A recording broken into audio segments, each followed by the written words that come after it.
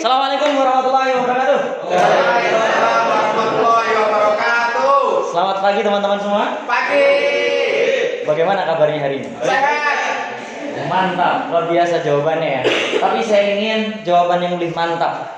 Jawaban yang mencerminkan semangat anak-anak kita. Yes. Konon katanya berteriak adalah salah satu cara untuk menghilangkan stres. Nah, mantap. Yang stres langsung tertrigger gitu ya. Berteriak adalah salah satu cara untuk menghilangkan stres. Pak, emangnya kita stres? Gampang. 3 tanda orang mengalami stres. 1, sering sariawan. Ada? Betul. 2, sering ke kamar mandi. Yang ketiga, ngantuk kan. Nah, jadi kalau selama sesi hari ini ngantuk ya. Kalau selama sesi bedah buku ini berlangsung, ada yang merasa ngantuk, ada yang merasa pengen di kamar mandi, itu tandanya kalian stres. Salah satu cara menghilangkan stres adalah dengan teriak. Makanya mumpung teriak masih gratis, mari kita teriak sekencang-kencangnya. Ketika saya tanyakan bagaimana kabarnya hari ini, teriakan sekencang-kencangnya, tapi jangan jawaban yang biasa-biasa aja. Luar biasa, lulus pasti bisa. Oke? Saya teriak sekencang-kencangnya. Bagaimana kabarnya hari ini? Luar biasa. Lulus pasti bisa. Untuk kalian semua ya. Luar biasa. Siap. Sebagai tanda bahwa teman-teman sudah siap untuk mengawali bedah buku hari ini, tolong tengok sebelah kanan kirinya, berikan senyum terbaik di ke sebelah kanan dan ke sebelah kirinya. Yes, oke. Yeah. Dan tolong tepuk pundak teman sebelah kanannya. Tolong. Bro. Silakan, bro. Ulang.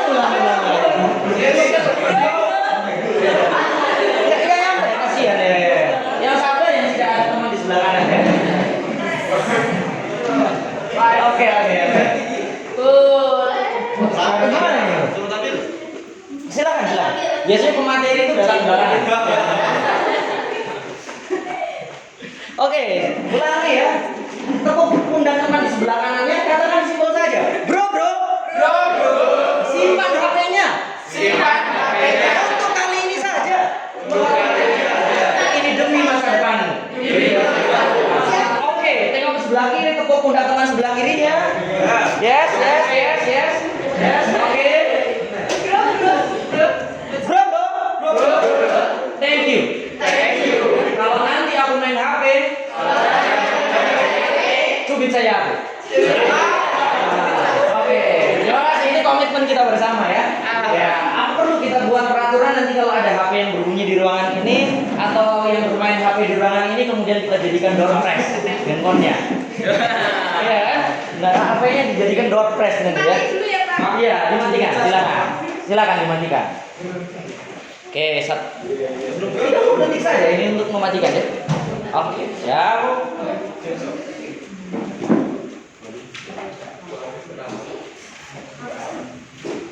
Oke, sudah semua ya. Aman semua handphonenya sudah disimpan dan kakak Andi, ini sudah baru mulai.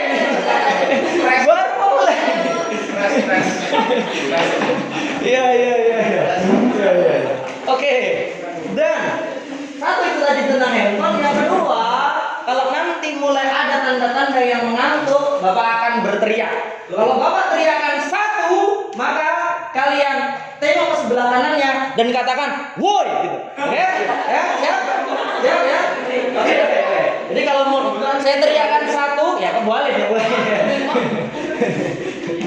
Oke, 1. Woi. Kurang keras 1. Woi. 1. Woi. Itu kalau 1. Kalau saya teriakan 2, nanti tangannya seperti ini, lulus coy, gitu ya. Oke, siap? 2. Lulus coy. 2. Lulus coy. 1. Woi. 2. Lulus coy. 1. Woi. Oke, kalau saya teriakan 3, tengok ke sebelah kirinya. Kalau itu sejenis pegang dagu sebelah kirinya, tapi kalau beda jenis cukup kode saja dan katakan ya, oke. Oke, siap? Ya. 3. 3. Oke, coba kita gabungkan. 1. 2. 3. 3. 1.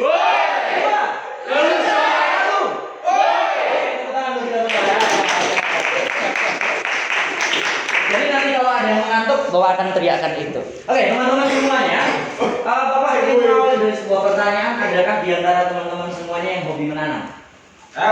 Oh, mantap. Oke, luar biasa. Tanaman apa yang biasa kamu tumbuhkan? Yang baru kemarin tanggal 3 Januari bunga matahari, Pak. Oke, mantap. Bunga matahari. Siap. Siapa lagi yang hobi menanam? Siapa? Gimana? Menanam saham. Wah. Siap. Luar biasa. Buku ini sudah dia selesaikan. Cara berpikirnya sudah berbeda. Menanam saham. Oke, thank you. Atau mungkin yang lain ini, Bu. Barangkali yang Pak saya tidak hobi menanam, tapi mungkin barangkali di rumah ada koleksi tanaman. Koleksi tanaman? Mungkin orang tuanya. Iya, mungkin bunga, cabai, terong.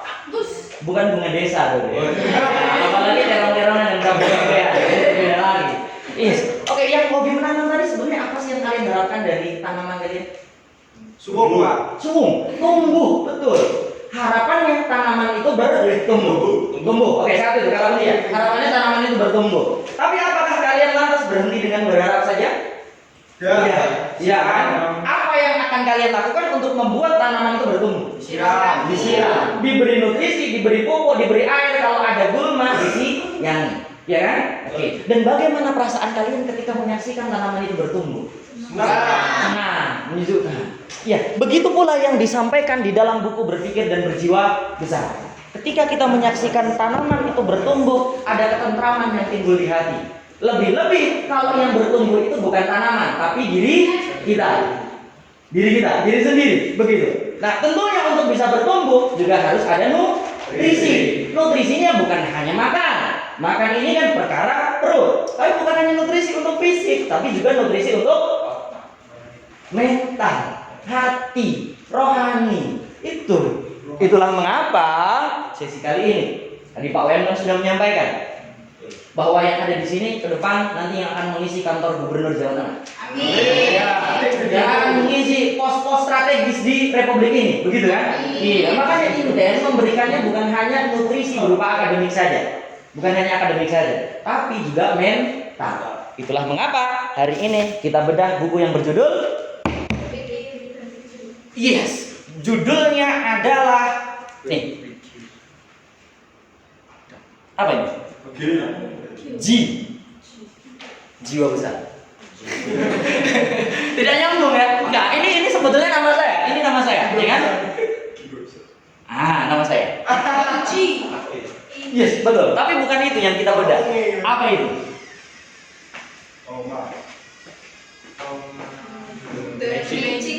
Yes, the magic of mantap, luar biasa ini. Apa artinya memang? Saya nggak tahu ini malah. The magic of thinking big, berpikir dan berjiwa besar. Oke, teman-teman semuanya, mungkin tadi malam kalian sudah merenungkan apa yang ada di dalam buku itu. Apa yang ada di dalam buku? Kayak apa? Kayak apa? Enggak itu pakai gesper, Pak. Oh, mantap, luar biasa. Imajinasinya bekerja. Siap. Oke. Barangkali kalian sudah merenungkan isi bab pertama sampai bab ketiga. Buku ini adalah buku yang sudah cukup berusia. Sudah sangat berumur, jauh lebih berumur dari siapapun yang ada di ruangan ini. Diterbitkan tahun 1959. Kalian sudah lahir? Belum. Kalian sudah direncanakan? Belum. Mungkin orang tua kalian itu pun baru lahir. Iya kan? Mungkin. Barangkali tahun-tahun itu orang tua kalian baru lahir. Nah, karenanya mungkin banyak cerita yang disampaikan oleh si penulis DJ Schwartz seputar kehidupan pribadinya dengan klien-kliennya yang barangkali di situ mungkin kalian juga tidak kenal. Saya pun juga tidak kenal, ya kan? Ceritanya mungkin memang sudah cerita di masa lalu, tapi pesan yang mau dibawa, pesan yang selalu aktual. Karenanya, izinkan saya untuk hari ini membedah buku itu bukan secara tekstual, tapi secara kontekstual. Begitu. Oke, kita mulai dari bab 1 pertama. Apa judul dari bab pertama? Jika ada Oke. Jika Anda percaya Anda akan berhasil, maka Anda pun akan berhasil. DJ Swart menyampaikan sebuah cerita tentang temannya yang bercita-cita untuk menjadi seorang agen penjualan bus karavan. Tapi orang ini tidak memiliki modal, tidak punya modal. Satu-satunya modal yang dia punya hanyalah kepercayaan diri. Dan ternyata dengan modal kepercayaan dirinya itu, impiannya menjadi terwujud. Artinya apa teman-teman semua? Di dalam kehidupan kita ini selalu ada dua titik. Selalu ada dua titik. Titik apa itu, Pak? Oke, saya tuliskan. Titik yang pertama adalah harapan. Harapan, bukan mobil karavan, tapi harapan. Harapan itu apa sih sebetulnya? Beda nggak harapan dengan angan-angan? Dengan satu lagi optimisme. Sama atau berbeda? Ya. Apa bedanya, Bro? Kalian sudah tahu bedanya apa, Bro? Jadi harapan itu Sebagian dari iman. dari satu tujuan lah. Oke. Optimisme itu ada dasar untuk menunjang harapan tersebut. Ini susah banget berarti ya. Gimana ya? Ya. Oke, ada yang bisa mempermudahnya? Harapan dengan optimisme dulu. Kalau mau mencapai harapannya itu harus optimis, Pak. Kalau mau mencapai harapan harus optimis. Salah satu tokoh menyampaikan bahwasanya harapan itu adalah keyakinan yang dapat diperjuangkan. Keyakinan yang dapat diperjuangkan. Itu harapan. Maksudnya gimana, Pak? Kalian bercita-cita untuk masuk ke HI UI. Bisa diperjuangkan? Ya. Bisa. Itu berarti harapan. Beda cerita dengan optimisme. Kalau optimisme itu sekedar keyakinan, tapi kita tidak ikut memperjuangkan di dalamnya. Contoh, Pak, ada penggemar MU di sini? MU ada? Tidak ada. Bukan saya gitu. Nah, itu maksudnya ya. Pak, saya penggemar MU misalkan. Meskipun MU kalah, tapi saya optimis pekan depan MU menang. Optimis. Yakin. Dia ikut berjuang di dalamnya? Tidak. Tapi dia optimis. Itu optimis. Jadi bedanya adalah dia tidak ikut berjuang di dalamnya. Berbeda lagi dengan satu hal, angan-angan. Ini sudah tidak berdasar sama sekali. Tidak nyambung sama sekali. Ini satu titik ya. Tadi saya sampaikan ada dua titik. Titik yang kedua adalah titik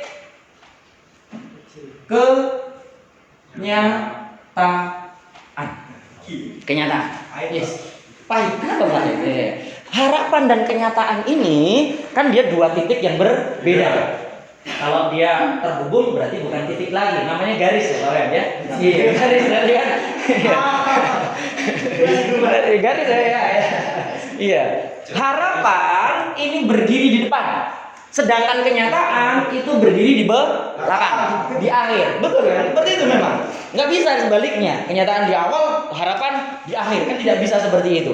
Apakah harapan ini akan selaras dengan kenyataan? Tergantung garis hubung yang kita buat. Tergantung garis hubung yang kita buat. Maksudnya bagaimana, Pak? Oke. Jadi ini harapan dengan kenyataan ini akan selaras kalau kita bisa membuat garis hubung bukan hanya secara sempurna, tapi arahnya harus tepat, panjangnya juga harus tepat. Saya analogikan, contoh begini. Misalkan, Pak, misalkan ini perempuan, dia agak gemuk. Pak, saya bercita-cita kurus. Oke, itu harapan ya? Kurus tadi kan? Kurus. Harapannya kurus. Apa yang dia lakukan? Ternyata setiap hari dia makan 6 kali sehari. Maksudnya 3 kali sebetulnya, tapi sekali makan 2 porsi. Oke. Contohnya Bu Ali nih, 6 kali sehari ya. Oke. Beda. Ya. Kalau itu harapannya tadi kan kurus. Yang dia lakukan makan 6 kali sehari. Garis yang dia buat arahnya tepat atau tidak? Enggak. Dia pengennya kurus, tapi dia justru buat garis yang berarah sebaliknya. Misalkan harapan ini ke sana, tapi dia malah bikin garis ke arah sini. Jadi yang pertama, arahnya harus tepat. Yang kedua, tidak cukup arahnya tepat. Contoh misalkan, lihat Pak, biar kurus. Saya ini Pak, setiap hari makan hanya 2 kali. Hanya 2 kali. Lulus coy. Oh mantap. Oh kan luar biasa. Siap. Mantap. Berarti dia mulai mengantuk. Enggak, tadi dia konsentrasi tuh. Habis benerin motor saya. Oke, tadi apa saya lupa jadi. Oh ya, pengen kurus ya. Nah, dia makan 2 kali sehari. Bahkan Pak, saya puasa Daud. Sehari puasa, sehari tidak. Sehari puasa, sehari tidak. Arahnya sudah tepat? Pak, Sudah tepat. Arahnya sudah tepat. Tapi ini Pak cuma 2 minggu. Setelah itu saya balik ke pola awal. Sampai nggak dia garisnya nanti ke sini?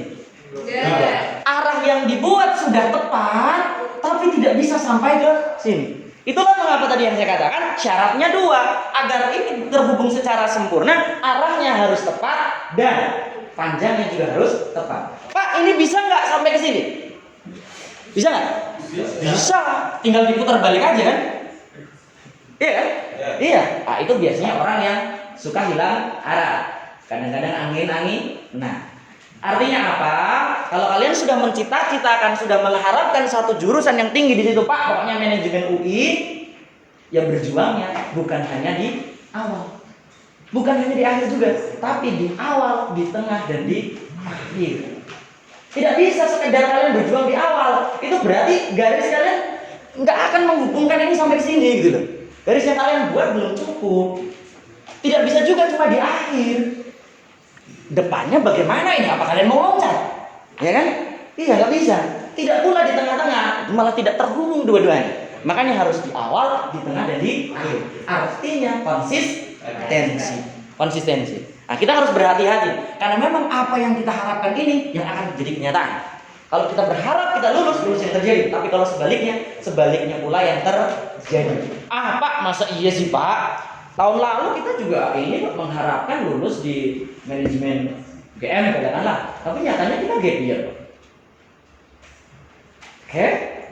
Begini, ini pertanyaan pasti kan? Pertanyaan ini. Begini. Inten percaya bahwasanya bukan Inten yang bisa meluluskan kalian ke PTN. Karena jelas Inten bukan panitia seleksi, iya kan? Bukan pula LTMBT, bukan pula PTN yang bisa meluluskan kalian. salah guys.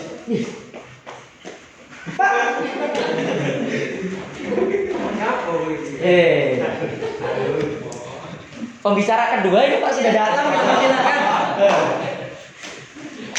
Ya bukan Inten, karena Inten bukan panitia seleksi dan bukan pula LTMPT dan PTN. Pak gimana mungkin Pak, jelas itu keputusannya di mereka, LTMPT maupun PTN. Tidak, keputusan lulus atau tidak itu ada di tangan kalian. Kalau kalian memutuskan untuk lulus, maka cara berpikirmu, ucapanmu, dan tindakanmu mencerminkan sebagai orang yang memutuskan untuk lulus. Artinya apa? Bukan sekedar omongan pengen lulus, tapi di sini ada how, bagaimana. Di mana terlihatnya itu? Tadi cara berpikir. Yang kedua, ucapan. Dan yang ketiga adalah tindakan. 3 ini how. Lah tugas panitia apa kalau tidak memutuskan lulus? Panitia itu sebetulnya dia hanya melihat nilaimu. Dan nilai yang ada di UTBK itu sebetulnya hanya cerminan dari keputusan untuk lulus. Hanya cerminan saja. Oh, ini anak dia memutuskan untuk lulus. Kelompokkan ke yang anak memutuskan untuk lulus. Oh, ini anak dia memutuskan untuk tidak lulus. Kelompokkan dengan yang memutuskan tidak lulus. Sekali lagi, bukan hanya sekedar ucapan, tapi dari cara pikir, ucapan, dan juga tindakan. Makanya di situ di Jesua menyampaikan ada 2 mandor di dalam otak kita. Iya, otak kita itu ibarat sebuah pabrik. Ada 2 mandor di dalamnya. Mandor apa saja di situ? Iya. Ada mandor kemenangan dan mandor mandor kekalahan. Ada di bawah kendali siapa 2 mandor ini? 2 mandor ini ada di bawah kendali kita. Tergantung mana yang mau kita perintah, mandor kemenangan atau mandor kekalahan. Pak, apa iya sih apa yang ada di dalam pikiran kita kemudian mempengaruhi yang terjadi pada kita. Oke. Coba pejamkan mata. Pejamkan mata. Oke, pejamkan mata semuanya, pejamkan mata. Yes, pejamkan mata. Yes. Oke. Ulurkan tangan kiri kalian ke depan, ulurkan. Dalam posisi terbuka ke atas. Terbuka ke atas, bukan menolak. Terbuka ke atas. Woi. Terbuka ke atas, tetap dalam kondisi terpejam. Oke. Tangan kiri. Bayangkan ada yang meletakkan sebuah jeruk nipis di situ. Satu buah jeruk nipis. Jeruk nipis. Oke. Kemudian tangan kanan kalian ulurkan ke depan. Oke. Anggaplah di situ, bayangkan ada yang memberikan pisau sangat tajam sekali di situ. Oke. Sangat tajam. Yes. Oke. Pisau dan buah jeruk nipis. Coba dekatkan tangan kanan ke tangan kiri. Yes. Dan iris perlahan jeruk nipis itu. Kemana Pak? Iris. Jeruk nipisnya. Oke, keluar cairan di situ. Apa yang kalian rasakan? Berikan Pak. Bukan itu. Kalian tidak bisa merasakan di serius. Aku serius, tidak bisa merasakan.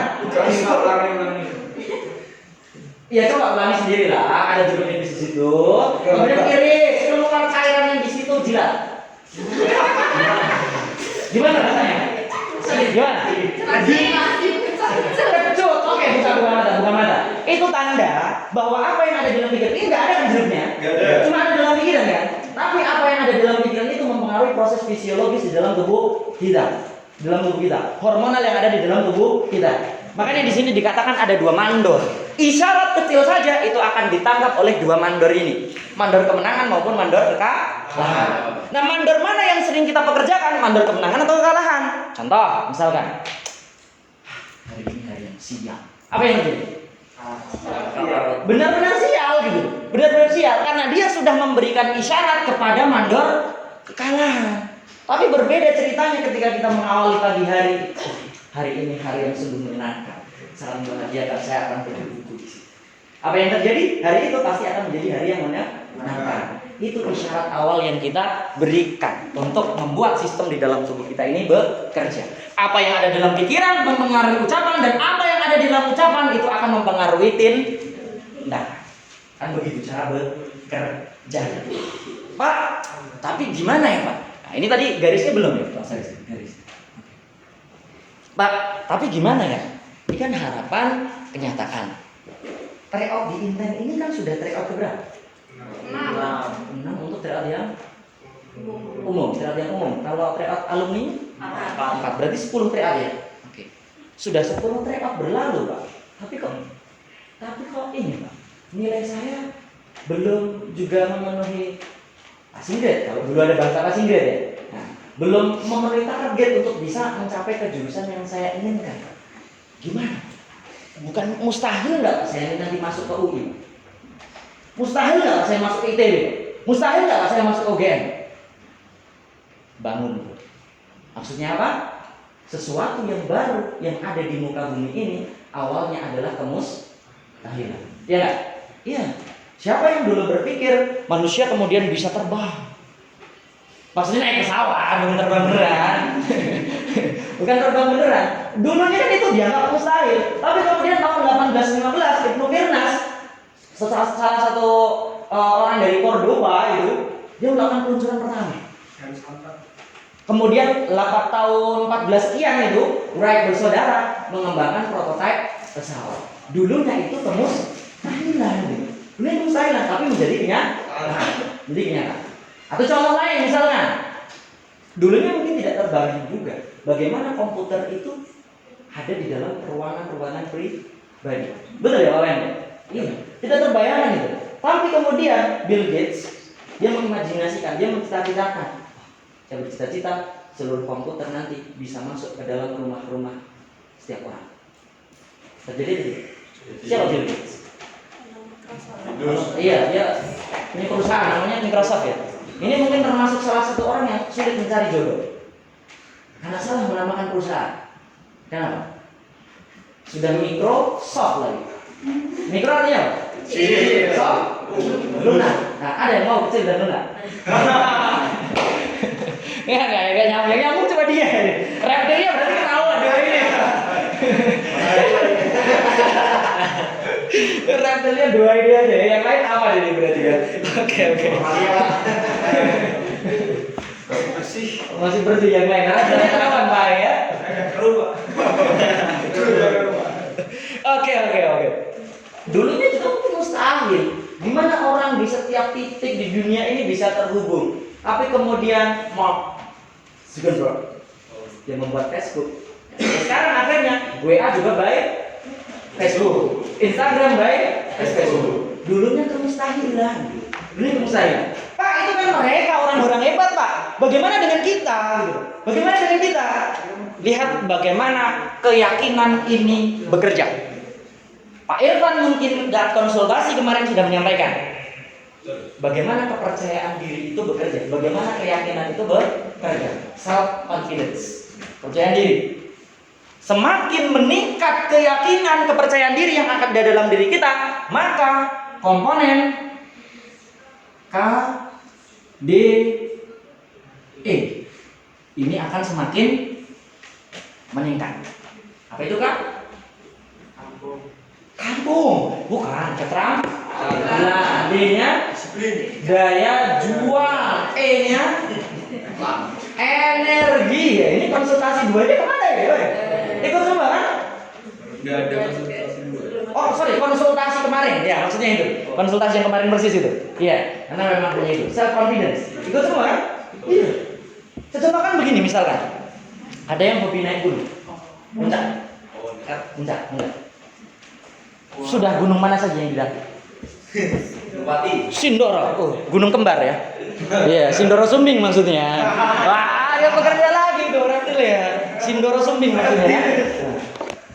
Selain Sindoro?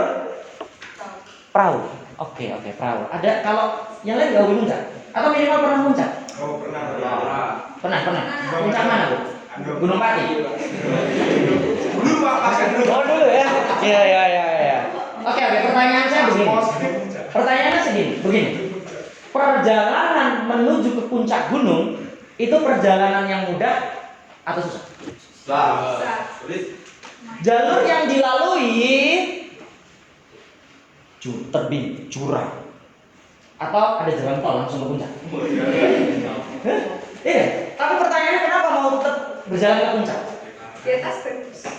Tuh, kata kuncinya adalah yakin, percaya bahwa di puncak sana dia akan temukan keindahan yang tidak tergantikan gitu. Yakin. Tahu yakinnya dari mana Pak? Ya karena ada cerita teman yang cerita di sana bagus loh. Iya kan? Kemudian kita percaya gitu. Dan kita tergerak untuk coba kalau dia nggak yakin, kayaknya di atas biasa aja deh, jelek mah, naik kan? Nggak akan. Jadi kata kuncinya adalah yakin. Karena dia sudah yakin, sudah percaya diri, makanya kemudian yang biasanya dia lemah, letih, lesu, letoy lunglai, biasanya kayak gitu, tapi bisa juga sampai ke puncak. Seterjal apapun medan yang dihadapi, daya juangnya itu tetap lebih tinggi dari medan yang dilalui. Iya kan? Daya juang energinya meningkat. Dan ketika dia sampai puncak, otomatis itu keterampilannya sudah meningkat berkali-kali. Jadi jangan bermain-main dengan harapan dan kenyataan. Kalau kita yakin, maka itu yang akan terjadi. Dan pesan saya terkait dengan ini, satu, pertebal garis penghubung antara harapan dengan kenyataan. Ini kita harus pertebal. Bagaimana Pak cara mempertebalnya? Ya, dengan ini tadi. Cara pikir, tindakan, dan ucapan. Dengan cara itu dapat mempertebal. Kemudian yang kedua, jangan salah fokus. Maksudnya gimana? Fokuslah di area permainan kita. Jangan fokus pada apa yang di luar lapangan. Maksudnya gimana? Oke, dari kedua ini mana yang merupakan area permainan kita?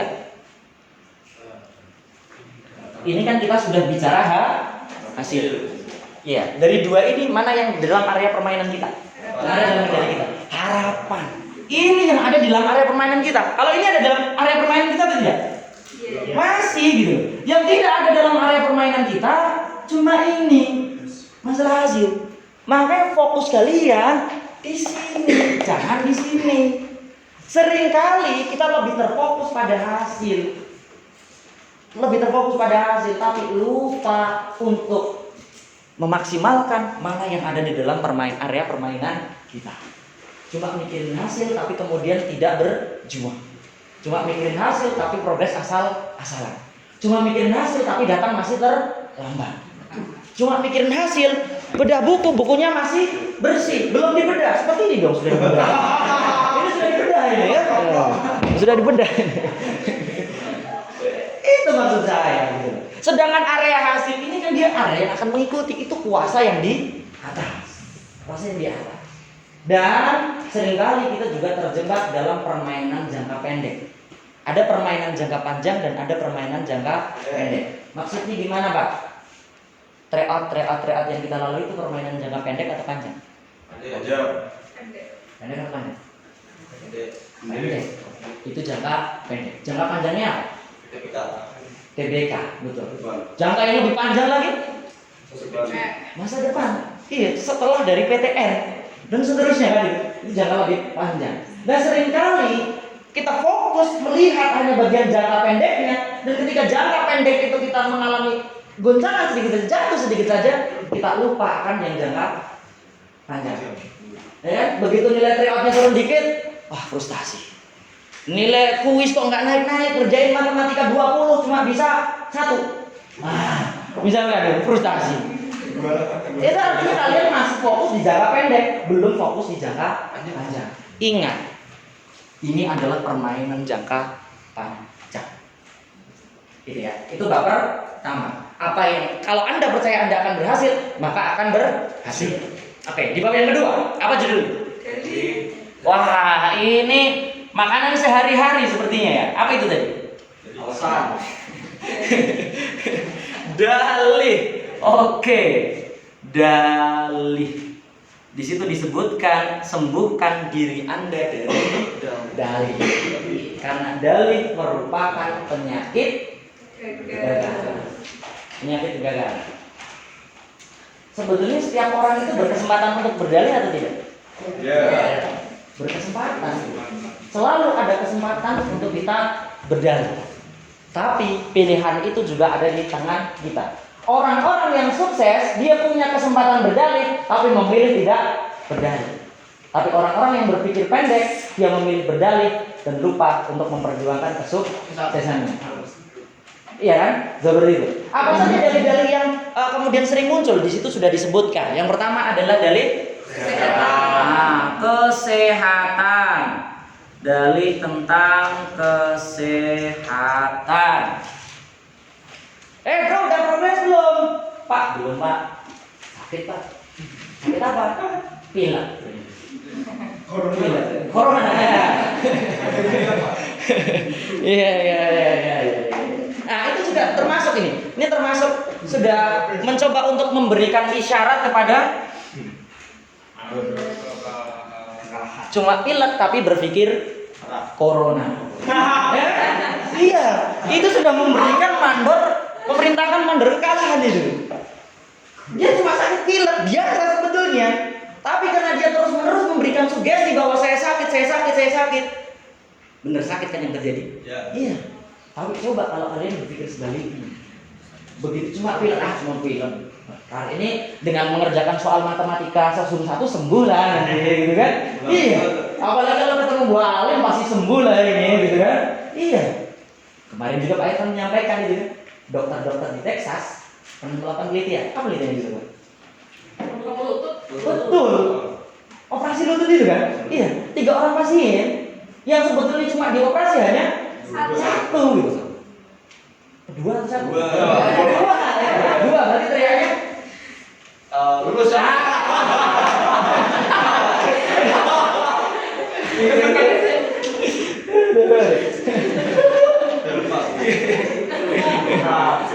Dari 3 pasien hanya 2 yang sebetulnya benar-benar dioperasi. Tapi ternyata yang mengalami kesembuhan ketiga kekuatan apa? Sugesti, kekuatan pikiran. Jadi berikan sugesti yang positif. Berpikirlah kalian sehat, maka kalian akan sehat. Kan itu sebetulnya. Apa lagi yang di situ yang bisa menumbuhkan dalih kesehatan selain memberikan sugesti positif? Sudah tertulis di situ. Oh, bukan, menyembuhkan dalih kesehatan. Bukan intelijensinya. Yang kedua, menghilangkan kekhawatiran. Yang ketiga, perbanyak bersyukur. Tentang kesehatan ini sebetulnya tahun lalu ada siswa baru yang mungkin barangkali di antara sekian banyak orang yang ada di sini, kalau dia ada di sini, dia yang paling berhak untuk berdalih masalah kesehatan. Dia yang paling berhak. Kenapa? Kebanyakan orang akan mengatakan ini anak-anak yang kurang beruntung. Kenapa? Saat SMP dan saat SMA beberapa kali menjadi korban tabrak lari. Bukan sekali ya. Bukan sekali, tapi beberapa kali menjadi korban tabrak lari. Dia nabrak sambil lari-lari. Bukan itu. Korban tabrak lari. Iya. Dan tabrak lari yang dialami ketika dia SMA itulah yang akhirnya membuat ayahnya harus membopong dari lantai 2 SMA 5 ke lantai 1 untuk pulang. Maksudnya gimana? Ya tidak bisa melanjutkan lagi di SMA 5. Tidak bisa melanjutkan lagi di SMA 5. Apa Pak Mang yang terjadi? Kelainan tulang belakang. Syaraf kejepit. Iya, bisa dibayangkan yang ngerinya orang mengalami saraf kejepit. Duduk seperti ini nikmat atau tidak kalau buat orang yang mengalami saraf kejepit? Tidak. Sakitnya luar biasa sampai dia tidak bisa melanjutkan di SMA 5. Tidak bisa dilanjutkan. Karena untuk duduk terlalu lama dia sakit. Pak, ini anak inten? Iya, anak inten. Pak, kok bisa menjalani program inten? Gitu Pak, pertanyaan kalian ya. Oh, ini pertanyaan kalian gitu. Kok bisa mengikuti program inten kalau duduk saja sulit? Itulah hebatnya dia. Dia seorang wanita, perempuan, tapi tegar. Terus kenapa itu? Oh, kenapa? Ya, Bapak nggak mau sebutkan namanya sih, tapi sebut saja inisialnya Rani ya. Meskipun itu nama sebenarnya. Siapa Rosa itu? Lagu lu Pak. Oh, siap.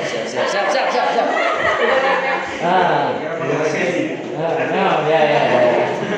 Ini dapetin Pak pikirannya. Berarti ya, siap. Oke. Rani tadi saya lanjutnya. Sebut saja namanya Rani.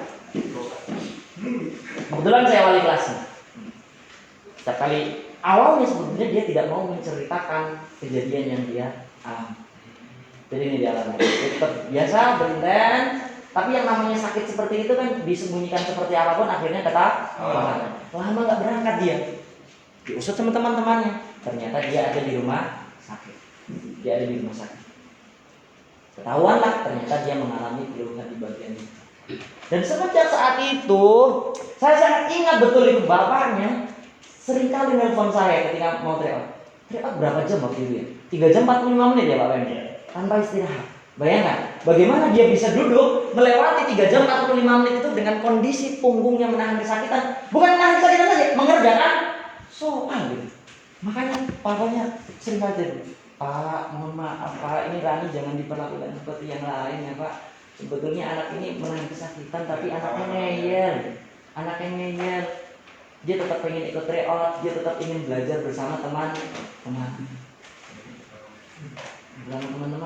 Iya, itu papanya gitu. Mungkin buat kalian yang tidak terbayang bagaimana sakit yang dia alami, pernah satu kali momen di kelas, dia bilang seperti ini, Pak, saya tidak tahu. Dia mana? Saya tidak tahu. Mana yang lebih dulu datang? Kematian atau impian? Bayangkan, anak kelas 3 SMA. Dia bicara, saya tidak tahu mana yang lebih dulu datang. kematian atau ini menunjukkan betapa hari-hari yang dilalui ini adalah hari-hari yang sangat tidak mudah. Hari-hari yang sangat tidak mudah. Ya sekuat apapun, setegar apapun dia, yang namanya perempuan rapuh juga kan. Rapuh juga dia. Ya, tapi apa yang terjadi? Anak ini tidak pernah mengeluh gitu. Tidak pernah mengeluh, Pak, beri keringanan dong Pak. Tidak pernah dia minta seperti itu. Sekalipun tidak gitu. Padahal kan dia sangat berkesempatan untuk berdalih akan, Pak, saya kan kondisinya lain. Tidak pernah menyampaikan sekalipun seperti itu. Permintaan seperti itu datangnya justru dari orang tua yang khawatir. Makanya ketika satu momen dia sempat sudah kuliah di UII, Universitas Islam Indonesia. Nah, kedokteran. Ini jurusan yang bukan main-main kan? Kedokteran UII. Ya. Waktu itu orang tuanya sempat konsultasi, Pak, bagaimana ya Pak? Ini kondisinya seperti ini. Sepertinya fasilitas di UII itu sangat mendukung. Apa anak ini cukup saja ya Pak berjuangnya biar fokus untuk penyembuhannya dulu, biar dia ambil di UI-nya ini. Karena dia mengambilnya yang tes pertama kalau tidak salah waktu itu. Jadi saat kelas 12 awal, pertengahan lah kalau tidak salah, pertengahan dia sudah diterima di UI. Orang tuanya menyampaikan seperti itu. Tapi usut ternyata itu bukan pilihan. Itu hanya karena anak ini terlalu baik, dia tidak berani menolak keinginan orang tuanya. Dia berani menolak keinginan orang tuanya. Lebih tepatnya mamanya.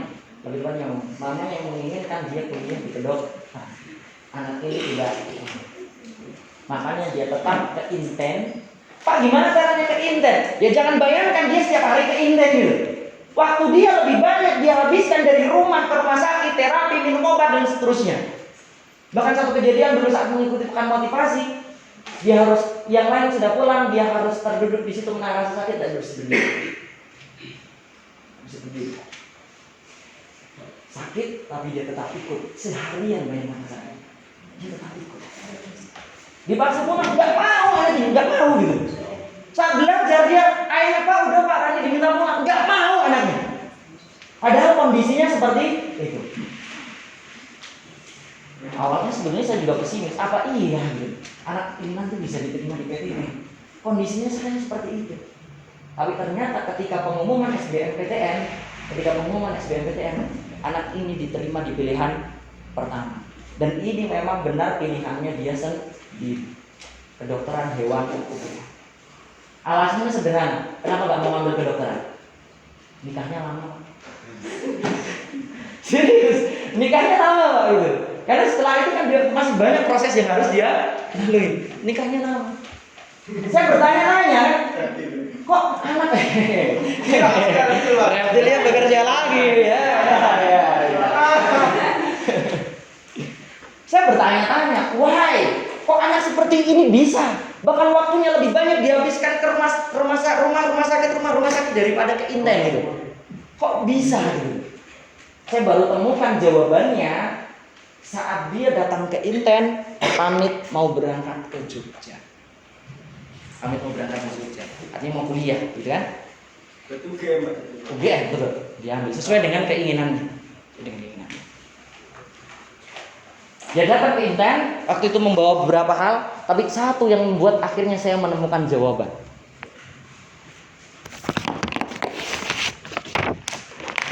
Ini yang dia bawa. Salah satunya. Yang lain ya meskipun berurusan, tapi yang paling berkesan buat saya ini. Apa ini? Begini cara dia belajar.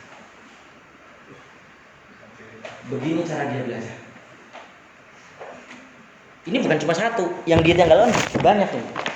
Banyak. Dan sebagian ini sudah diambil sama teman-temannya. Kebayang nggak? Untuk duduk saja dia sulit. Bagaimana caranya dia bisa membuat seperti itu?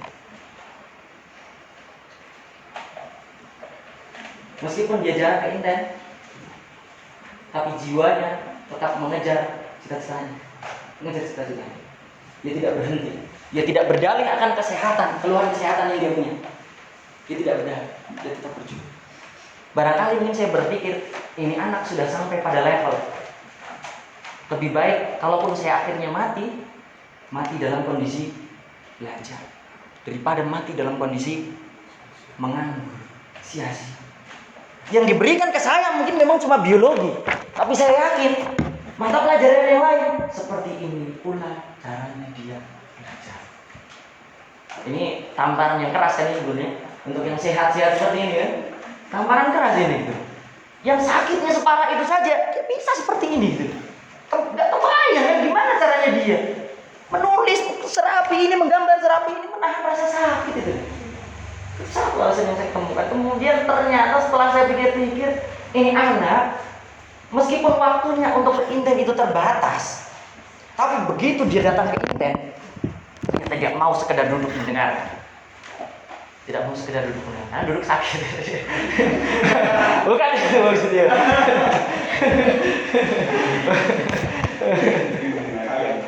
Bukan itu. Maksudnya setiap ada kesempatan untuk mengajari teman-temannya, dia ajari teman-teman. Dia memang lebih mungkin di beberapa materi, makanya dia ajari teman-temannya itu. Dia sangat paham apa yang disampaikan Pak W ketika mengarang itu. Belajar di level mana itu? Mengajari itu, di level atas itu kan. Belajar di level atas. Itu tentang kesehatan. Malu harusnya kita kalau mau kondisi sini. Tidak apa-apanya dibanding dia. Jadi tidak ada alasan untuk mengeluhkan, Pak capek, Pak sakit, Pak pilek, Pak, gitu kan? Ya, tidak ada alasan untuk itu. Dan satu prinsip juga yang diajarkan di dalam buku ini, yang kalian mungkin juga sudah membaca, lebih baik kita letih karena daripada letih karena mengaku. Itu satu prinsip yang luar biasa kalau kita maknai. Bukan hanya saat kita di Inten ini, tapi seterusnya. Prinsip lebih baik kita letih karena bekerja daripada letih karena mengaku. Itu satu. Tentang kesehatan. Nah, kemudian yang kedua, dalih yang sering dimunculkan, yaitu tentang intelijensi. Intelijensia. Pak, kayaknya saya itu IQ-nya ini deh Pak, nggak mencukupi deh Pak, nggak mungkin deh Pak, kayaknya saya nanti masuk ke hukum UGM, nggak mungkin deh Pak, gitu kan? Saya kira kalau kalian mau berdalih tentang intelijensia ini, itu sudah dijawab sama Pak WN, sudah dijawab sama Pak Adi.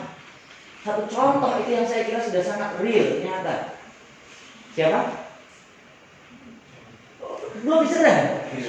Lupa ya? Dokter Gea. Dokter Gea. Bukan maksudnya, itu salah satu muridnya Pak Adi, namanya Gea. Gea.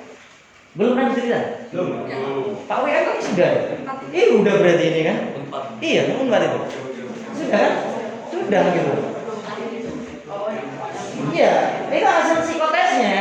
Saking kalau hasil psikotes itu dibaca sama si Gea, Pak Adi tahu ini anak pasti akan down. Ya tahu sendirilah dari isinya apa. Apa yang dilakukan Pak Adi? Disobek hasil psikotesnya dia dapat dia. Ini tidak benar. Berarti isinya tentang ini kan tidak mengenakan gitu. Di situ dikatakan mustahil. Tidak disarankan masuk ke kedokteran ini. Intelijensi. Tapi akhirnya apa? Hanya dengan berangkat paling awal, pulang pakai haid, mengulang-ulang catatan, dia akhirnya bisa masuk ke FK. Dari intelijensi. FK. Ada yang bercita-cita masuk Unpad? Ada. Satu ya. Oke. Tapi memang sebetulnya UGM. Banyak UGM. UI. Sama ini ya. Oh ya, mantap luar biasa ya. Siap. Undip? Iya. Sebenarnya kampus paling hebat di Indonesia ini mana sih? Inten Pak. Inten. Aduh. Enggak. Kampus paling hebat di Indonesia itu bukan UI. Bukan pula UGM. Bukan. Undip. Karena semua universitas di Indonesia milik Diponegoro. Undip, Universitas Diponegoro. UI, Universitas ibunya Diponegoro. UGM, Universitas grandmothernya Diponegoro. ITB, Institut tante dan budenya IPB, Institut Pak Le dan budenya Diponegoro.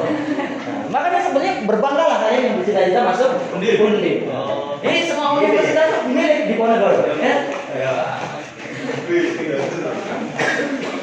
Apa tadi? Intelijensia ya? Iya. Kemudian poin 2 juga yang disampaikan di situ, yang lebih penting dari sekedar intelijensia adalah sikap. Iya. Bagaimana kita, yang penting itu bukan modalnya, tapi bagaimana kita mengelola modal yang kita punya. Nah, tentu dalam hal ini kan kita harus spesifik bisa mengenali diri kita sendiri. Modal kita itu seberapa gitu. Modal kita seberapa dan bagaimana untuk mencapai tujuan kita dengan modal yang kita miliki. Jauh lebih penting sikap daripada kemudian intelijensi. Dalam hal ini mungkin ada saya sering ibaratkan sebetulnya teman-teman di sini yang alumni ibaratnya itu ada di dalam satu kapal sedang melakukan perjalanan menyeberangi sebuah lautan katakan atau selat. Kapalnya kapal kecil. Jadi terombang-ambing gitu ya. Terombang-ambing. Oke, apa yang terjadi kalau yang ada di dalam kapal itu salah satu dia tinggi ya sampai kapal itu akhirnya tidak seimbang, jebol. Yang tenggelam siapa? Semua. Ini mengajarkan pada kita bahwasanya kita harus saling bekerja untuk bisa mempercepat sampai ke tujuan kita. Ya daripada kita loncat-loncat tidak jelas melakukan sesuatu yang mendistrak yang tidak mengarah pada tujuan kita, lebih baik kenapa nggak kita sama-sama kita nggak sama-sama gitu. Ini kan manajemen, masalah manajemen, masalah sikap kan ini. Iya. Bagaimana dia tidak ingin yang ini mas saya lulus, teman saya bodo amat. Jadi kan misalnya, ya, ini masalah sikap. Satu dengan yang lain saling mengajari. Ada satu poin penting juga yang sebenarnya bisa kita ambil. Kereta tercepat di Indonesia itu kereta apa? MRT. Berapa kecepatannya? Berapa? Ada yang tahu kecepatan MRT berapa Pak Wen? Kecepatan MRT? Kecepatannya berapa?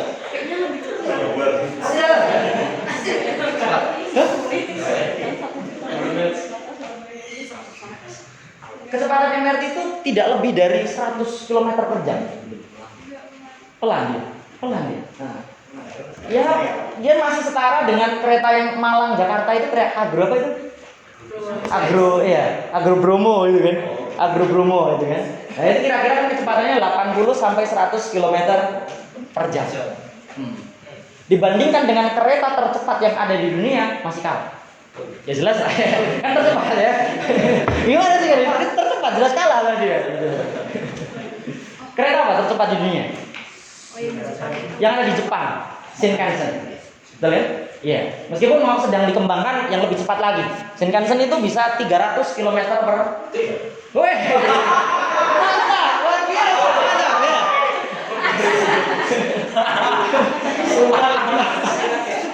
Ya. Iya.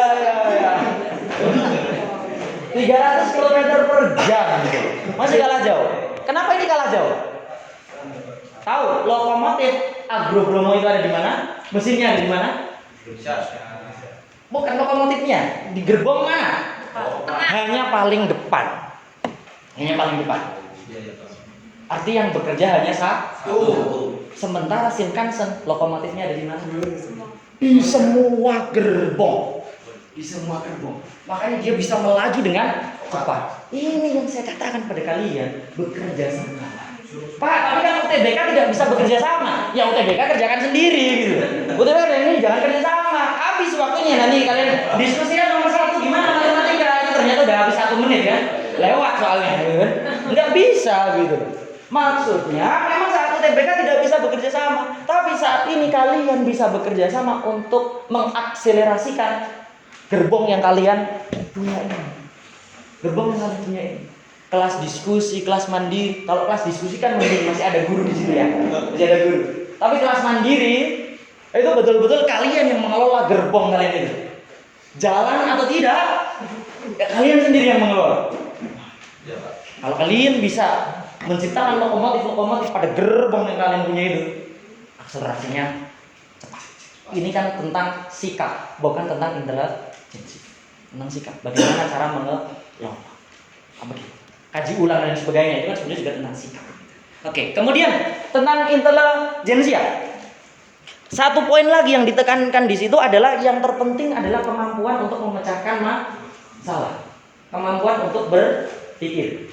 Nah, bukan sekedar menghafal tapi memecahkan masalah. Betul kan? Di situ kan poinnya. Nah, saya kira contohnya real lah. Contoh tokoh-tokoh yang saya sebutkan di awal tadi, motivasinya kan sebetulnya memecahkan masalah, menghadirkan komputer-komputer pribadi dalam setiap rumah. Nah, itu sebenarnya dia menyelesaikan permasalahan-permasalahan banyak orang gitu. Iya. Kemudian menghubungkan setiap orang lewat koneksi Facebook, WA, Instagram. Nah, meskipun muncul masalah juga di situ ya. Meskipun muncul masalah juga. Tokoh Menteri Pendidikan kita kan juga seperti itu. Siapa? Nadiem di Makassar. Apa yang dibicarakan? Banyak hal lain. Oh, UN ya dihapuskan ya. Ya ya, kalian kan sudah tidak mengalami itu. Bukan bagian itu ya maksudnya. Di bisnis yang dia geluti. Oh iya. Kan memecahkan masalah tuh. Permasalahan kemacetan, kan? Dihadirkan Gojek, Gokar, gitu kan? Orang kelaparan, terjebak macet dan sebagainya, tidak usah repot-repot keluar, cukup GoFood, gitu kan? Nah, rumahnya berantakan, tidak sempat beres-beres, cukup pesan GoClean, ini promosi, Mbak. Iya, mau pindahan kos, mau pindahan mengangkut barang nggak bisa, tinggal pesan GoBox. Nah, kalau kita sampai saat ini belum punya website, belum punya blog, pesan blog. Ya maksudnya itulah memecahkan masalah ya. Kemampuan untuk memecahkan masalah. Jadi bukan hanya melulu tentang nilai. Oke, kemudian yang ketiga, dalih yang sering digunakan adalah dalih Usia. Oh, sebelum itu. Oh, usia benar ya? Ya, usia, Pak. Ya, siap usia. Ya. Saya kira kalau ini semuanya sepakat lah. Kita harus sukses sedini mungkin. Begitu kan? Nggak ada kan di antara kalian yang berpikir, Pak, ini kan kita baru gap year tahun pertama, Pak. Kesempatannya kan tidak ada ya? Nggak ada yang berpikir seperti itu, saya kira ya. S1 tidak ya? Ya, saya kira ini clear lah masalah usia ya, tidak ada masalah lagi gitu. Nah, yang terakhir adalah nasib, apalagi nih? Ya ini mungkin zaman dahulu masih sangat percaya mungkin ya tentang nasib baik, nasib buruk gitu kan. Tapi kalau orang-orang zaman sekarang kan sudah sangat logis pikirannya. Semuanya itu berlaku hukum alam, hukum sebab akibat. Apa yang kita dapat itu sebenarnya hanya akibat yang kita perbuat. Sebab ada akibat, saya kira itu jelas. Oke, yang terakhir selain tentang dalih di bab ketiga di situ berbicara tentang Kekuatan. oke. Ketakutan. Betul. Bangun kepercayaan dan hancurkan ketakutan. Ya. Poin ini saya kira sudah tersampaikan secara utuh oleh Pak Irfan. Betul kan? Betul. Tentang sebetulnya siapa musuh kita? Diri kita sendiri. Nah, tapi jangan bunuh diri ya. Jangan bunuh diri ya. Kalau musuhnya diri sendiri kan repot juga nanti. Iya. Yang mau ditaklukkan adalah yang ada dalam diri kita. Ini mulai ngantuk ini. 1, 2, 3.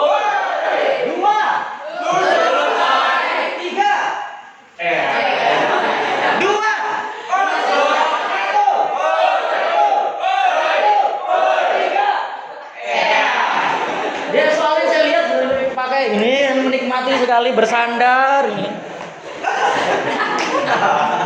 Oh, jatuh itu. Bahaya kan? Iya. Manusia apa? Ratil.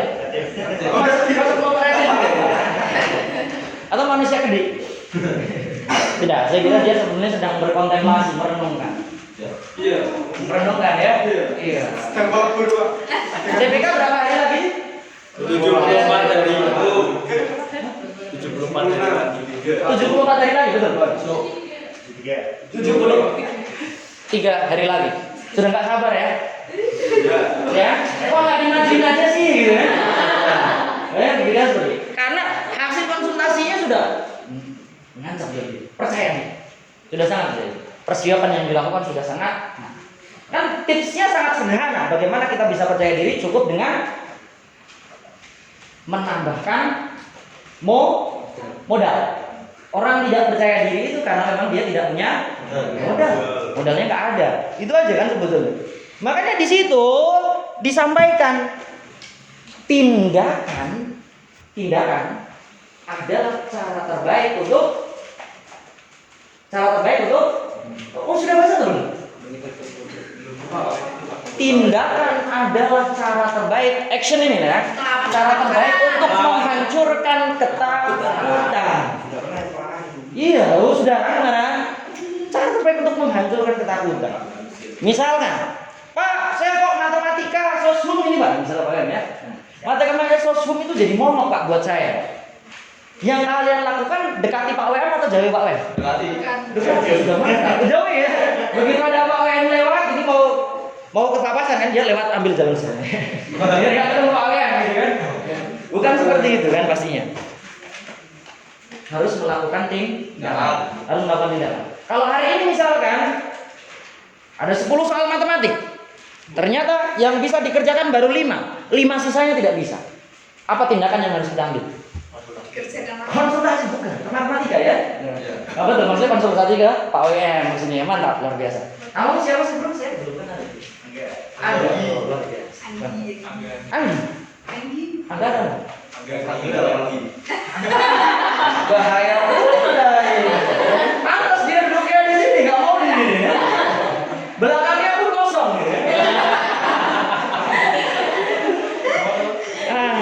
Bahaya pula ini. Tindakan apa yang harus kita ambil lagi? Bertanya kan? Bertanya. Bayangkan kalau 5 soal itu tertinggal, kita tidak tanyakan. Apa yang terjadi? Makin lama makin menumpuk. Ketemu itu lagi, nggak bisa mengerjakan, masih nggak bisa gitu loh. Kalau kita lakukan hal itu terus menerus menumpuk permasalahan, tidak kunjung menemukan solusi, tidak kunjung dicari solusinya. Yang kita pupuk sebetulnya adalah ketakutan itu yang kita pupuk. Tapi lain ceritanya kalau setiap kita temui permasalahan, ini satu soalnya nggak bisa nih, langsung tanyakan ke Pak Ali misalnya. Langsung tanyakan ke Bu Alen misalnya. Itu sebetulnya kita sedang melakukan tindakan untuk menghancurkan ketakutan ini. Kepercayaan secara otomatis kepercayaan diri ini akan kepercayaan diri akan otomatis juga. Orang kalau takut air apa yang dilakukan? Menghindar dari air. Iya, selama hidupnya dia akan takut air. Iya, nggak pernah mandi. Iya, maksudnya yang belum ke kolam renang gitu. Tapi beda ceritanya, kalau awalnya dia takut air, kemudian dia sering-sering ke kolam renang. Cuma sering-sering aja, awalnya lihat gitu doang. Takut juga, ngeri ya baru lihat itu. Kan ya? Seperti Pak A ini termasuk karakter yang takut air. Karena kalau nyemplung ke air pusing banget. Katanya gitu. Nah, makanya besok kita ajak ini untuk menghancurkan ketakutan. Siap. Sehat jiwa raga. Siap. Begitu kan? Kalau dia cuma datang, lihat, awalnya sih pakai gitu aja. Tapi lama-kelamaan kalau dia membiasakan datang itu, apakah cuma melihat terus? Enggak. Lama-lama penasaran juga, gimana sih rasanya gitu kan? Mungkin awalnya cuma dulit dikit, enggak gitu. Udah pulang gitu. Tapi lumayan, sudah mending kan gitu. Nah, kemudian datang lagi, masukkan kaki satu gitu kan. Tapi satunya masih di atas. Susah pula gitu. Ya sedikit demi sedikit kan ketakutan itu akan hancur dengan sendirinya gitu. Sampai akhirnya akhir pula dia itu aja kok sebetulnya. Dan pesan saya di bagian ini tadi, di bagian how ini tadi, jangan pernah berhenti untuk mencari solusi untuk mencapai kenyataan ini. Otak kita itu bisa digunakan untuk dua hal. Satu, disibukkan untuk mencari dalih apa yang akan menjadikan kita gagal. Yang kedua, mencarikan solusi bagaimana kita bisa mencapai harapan itu tadi, mewujudkan harapan menjadi kenyataan. Pesan saya, sibukkan otak kita dengan yang mencari solusi. Cari solusi. Gimana Pak solusinya Pak? 30 Juni itu hal yang mengerikan atau menyenangkan? 30 Juni. Menyenangkan. 30 Juni. Ada apa di tanggal 30 Juni? Pengumuman SBM PTN. Betul ya? Lalu 12 Mei pengumuman UTBK. Yes. Itu hari yang menyenangkan atau menakutkan? Menyenangkan. Menangis ya? Maksudnya menangis bahagia. Pak, dengan cara apa Pak? Biar kita terus termotivasi untuk mencari solusi, mencapai harapan yang kita inginkan ini tadi. Dengan cara apa? Belajar dari para nelayan di Jepang. Iya. Jepang. Orang Jepang itu kan terkenal dia maniak ikan. Betul ya pokoknya. Orang Jepang suka ikan ya? Sangat suka. Saking maniaknya, cadangan ikan di laut Jepang bagian tepinya itu menipis. Apa yang terjadi kalau cadangan ikannya menipis? Yang di laut yang dangkal-dangkal, dia mencari ke jauh, ke tengah lautan. Akibatnya, ketika nelayan itu menangkap ikan dari tengah laut, dia bawa ke darat. Jaraknya jauh ini. Ikannya masih bagus nggak? Enggak. Laku nggak dijual? Enggak laku. Berpikir kan nelayan Jepang ini, gimana caranya ya? Susah saya ke tengah laut, tapi sampai ke darat nggak ada yang mau beli. Repot. Ya. Makanya dia berpikir, kapalnya masih tetap, tapi ditambahkan freezer. Ada freezer di kapalnya, dia bawa. Begitu dia tangkap, masukkan ikannya ke dalam freezer. Dibawa ke darat dalam kondisi membeku. Laku atau tidak? Tidak. Orang Jepang tidak suka ikan yang sudah dibekukan. Gak enak rasanya, gak enak. Sukanya yang fresh kalau orang Jepang itu. Fresh dia. Iya. Makanya berpikir lagi, gimana caranya gitu. Dimakan dulu. Oh dimakan ya. Masalah.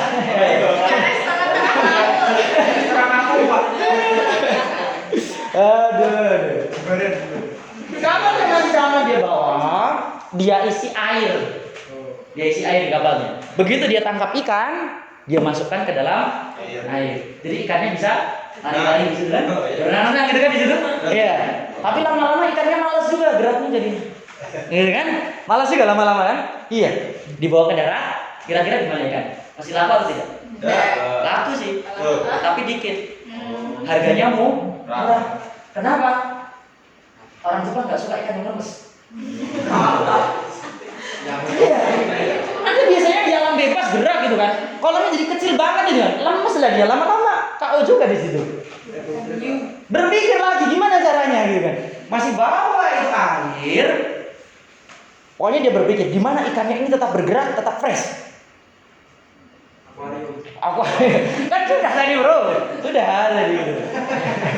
Dia tangkap ikannya, masukkan ke air masih sama.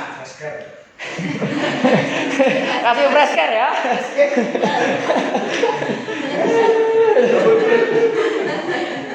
Apa yang dia bawa di situ? Dia masukkan hiu kecil. Hiu kecil. Oh, bermain. Iya. Ikannya lihat itu. Ada hiu lari gitu kan. Lari kan. Sampai di darat dia masih Hilang, Pak.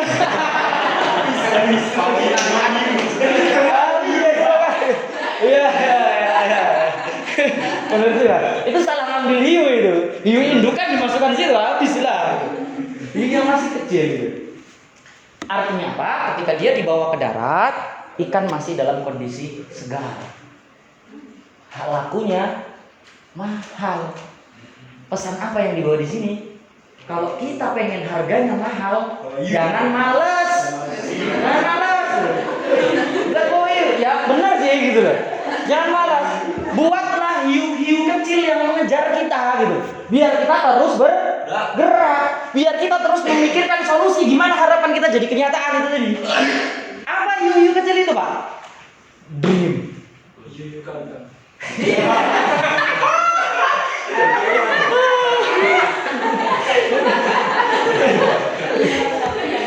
Hiu-hiu kecil itu adalah dream, impian. Dan barangkali saya kira di sini sudah pernah mengalami semua pengumuman SBMPTN di tahun sebelumnya. Di tahun sebelumnya. Kan pilihannya cuma 2 kan di situ. Mohon maaf ini harus saya ingatkan ini ya. Ini supaya menjadi hiu kecil. Supaya menjadi hiu kecil, ya. Oke. Bagaimana rasanya ketika pengumuman sudah pertama?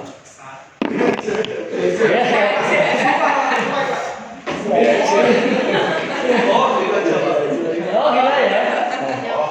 Saya kira begini, pilihannya di situ cuma ada 2. Selamat atau maaf tetap semangat kan? Iya. Selamat atau maaf tetap semangat. Begitu nanti 30 Juni ini bayangkan ya, 30 Juni kalian buka itu sudah siap, biasanya kan jam 15 tuh, jam 3 sore di ruang tengah di laptop. Nah, kalian masukkan nomor peserta, passwordnya ketikkan di situ. Kamu ketika enter lari.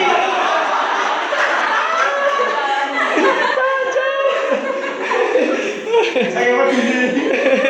Iya.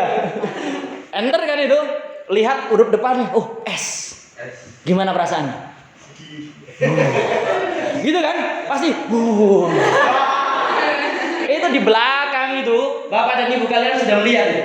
Di belakang itu, pasti bapaknya bilang, "Mah, taruhan anak kita pasti lulus SBMPTN." Semangat ya. Nggak mungkin kan, karena nggak mungkin kan ketika dia, gagal. Nggak mungkin kayak gitu kan? Nggak mungkin. Tapi mohon maaf, yang pilihan kedua ini yang agak sulit ini. Pengumuman yang berhasil dengan yang gagal ini kan sama-sama 30 Juni, gitu kan? Jam 3 sore sama. Masukkan nomor peserta, password, enter. Dia nggak berani buka itu. Ditutupilah bagian sini. Kok depannya M ya? Kok depannya M ya? Apa ini ya? Nggak berani lihat ya. Langsung di logout lagi. Keluar lagi ya. Nah, masukkan lagi nomor pesertanya, passwordnya. Lihat lagi. Loh, kok masih M depan? Ada lulus. Ada yang lihat. Oh, ada.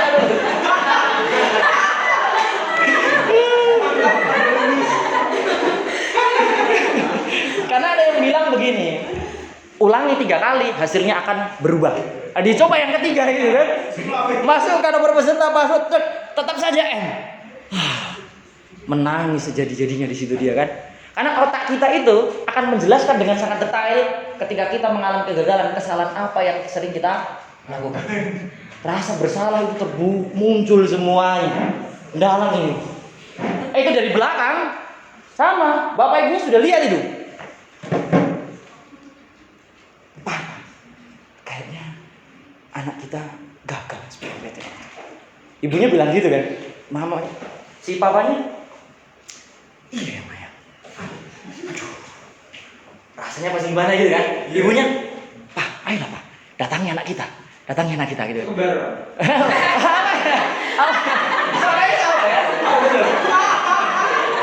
Karena biasanya kalau sudah suami istri itu kan semakin mirip gitu ya. Ada filosofinya gitu sebetulnya. Ada filosofinya. Jadi saya suka kayak begitu kan ya. Pak mamanya tadi minta papanya datangi anaknya kan. Jadi papanya bilang, ibu aja lah, kan ibu yang lebih dekat dengan anak kita. Kan? Aku juga itu berarti bapaknya kan sebetulnya nggak berani datangi anaknya. Ibunya, papa gitu. Ibu lah. Akhirnya ibunya nangis tuh malah dia. Papanya, udah kan, jangan nangis, sudah masuk, bikin runyem aja. Biar papa saja yang datang. Karena biasanya laki-laki itu lebih kuat menahan rasa. Menahan kan? Iya. Dia datangi anaknya itu. Lagi bukaan di sini tadi kan, nangis kan dia di situ. Dicolek. Bro, gitu kan. Cowok. Bro. Gimana? Sudah pengumuman SBMPTN? Kan nggak mungkin ketika dia nangis tadi kayak gini. Tiba-tiba nggak ayah. Nggak mungkin gitu. Nggak mungkin. Atau ada yang seperti itu kemarin? Nggak mungkin. Ngeprank itu ya. Ngeprank nggak mungkin seperti itu. Pasti dia menangis sejadi-jadinya dipeluk ayahnya. Maaf ayah, saya gagal menjadi anak ayah. Ya. Pasti bilang seperti itu. Dan dalam kondisi seperti itu ayah pasti bilang nggak apa-apa. Masih ada kesempatan. Nah, kayak gitu. Enggak kan seperti itu masih. Kan masih ada ujian mandiri gitu kan. Dibawa anaknya itu ke kamar. Nah, diam kan nih. Kancing. Dikunci, jangan sampai keluar, malu-maluin aja gitu. Enggak lah. Pertanyaannya begini, apakah ketika seorang ayah itu mengatakan enggak apa-apa, betul dia enggak apa-apa? Nah, gila. Menangis sejadi-jadinya itu sebetulnya. Tapi seorang ayah tidak mungkin menangis di depan anak dan istrinya. Ketika dia sendiri sunyi tidak ada siapapun, menangis sejadi-jadinya. Menangis sejadi-jadinya. Tak esokan harinya nggak berani datang ke kantor, ditanya teman-temannya kan? Iya, ditanya temannya gimana? Anak kan lulus gak? Gitu kan? Ada arisan keluarga, ngumpet pasti. Ngumpet banget itu kan? Iya, mohon maaf ini harus saya sampaikan supaya menjadi hiu-hiu kecil yang membuat kalian dalam waktu sekian berapa hari lagi? 73 hari ini semakin mengencangkan usahanya. Tentunya dengan doa juga gitu. Akselerasikan gerbong kalian ini tadi. Gerbong kalian. Harus saya sampaikan ini. Karena terus terang memang kesuksesan itu tidak ada yang diraih dengan mudah. Harus ada perjuangan. Dengan cara apa, Pak? Ya kurangi rebahan, perbanyak latihan. Jangan perbanyak skip juga. Kurangilah rebahan itu. Banyak-banyak latihan soal. Kan tidak harus dengan guru kan? Kalian bisa mengakselerasikan gerbong kalian ini sendiri. Iya. Saya kira mungkin cukup itu yang saya sampaikan hari ini. Semangat untuk ITBK. Tanggal berapa? 20 April. Hanya 20 April. Sampai 20 April. Oh ya. 20 April. Ya, hanya 20 April. Yes. Berjuang, fight mati-matian, biar masa depan kalian ini, permainan jangka panjang kalian ini menjadi permainan yang sukses. Dinas Kesehatan di Jalan Bertendian, tiada kesuksesan tanpa berjuang. Terima kasih. Saya Agung. Assalamualaikum warahmatullahi wabarakatuh.